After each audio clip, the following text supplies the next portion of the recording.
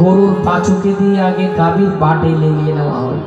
যখন দুগ্ধ আস্তে আস্তে শুরু করে তখন ওই গরুর বাছুকে একটা কুটির সাথে বেঁধে রেখে মায়েরা অথবা বাবারা কি করেন, দুগ্ধ দহন করেন। ওই দুগ্ধ যখন দহন করেন, এবার গরুর বাছুর এদিকে টানাটানি করছে, বলে আমার মায়ের দুগ্ধ সবগুলা ওর মোড়ারা নিয়ে নিচ্ছেন, আমি কি খাবো। তো কিছু রাখেন গরুর বাছুর জন্য, আরগুলো আমরা নিয়ে ফেলি। দেখেন কত দুষ্ট আমরা। আবার এখন গরুর দুধের লিটার কত করে, ভালোগুলো 100 টাকা, আর একটু কম দাম একটু যেগুলা জল মেশানো। দেখুন আমরা কোথায় কোথায় কোথায় দুলামবাড়ি করছি, সব জায়গায় দুলামবাড়ি করছি। কোথায় প্রকৃত একদম খাঁটি গরুর দুধ, ওখানেও আমরা জল মিশিয়ে 60 টাকা করে বিক্রি করি, বড় সস্তা আছে। আবার 80 টাকা, 90 টাকা, 100 টাকা বিক্রি করি।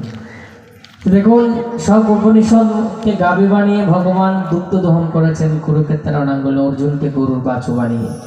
এবার পরিশেষে আমাদের মায়েরা যে দুগ্ধ দহন করেন গাভী থেকে, ওই দুগ্ধ কি ফেলে দেন? ফেলে দেন না।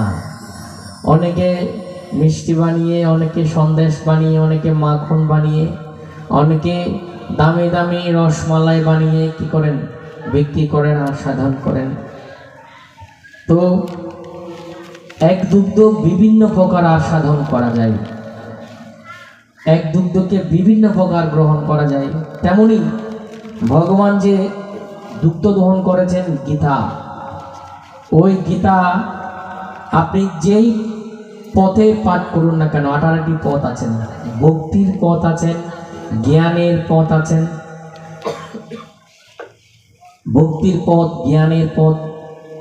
আপনি যেই পথ অবলম্বন করেন না কেন, আপনি ভগবানের দেখা পেতে পারেন।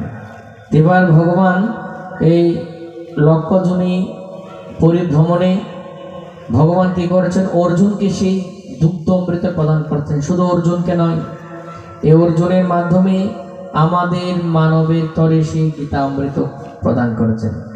তো যেখানে গীতা আমরা 100 বছর হলেও অনেকে সনাতনী সম্প্রদায়, সনাতন তো পুরাতন ধর্ম, অনেকেই তো জন্ম থেকে মৃত্যু পর্যন্ত গীতা টাচ করে দেখিনি, এরকম অনেক আছে না, ছিল। কিন্তু বর্তমান প্রজন্মে এসে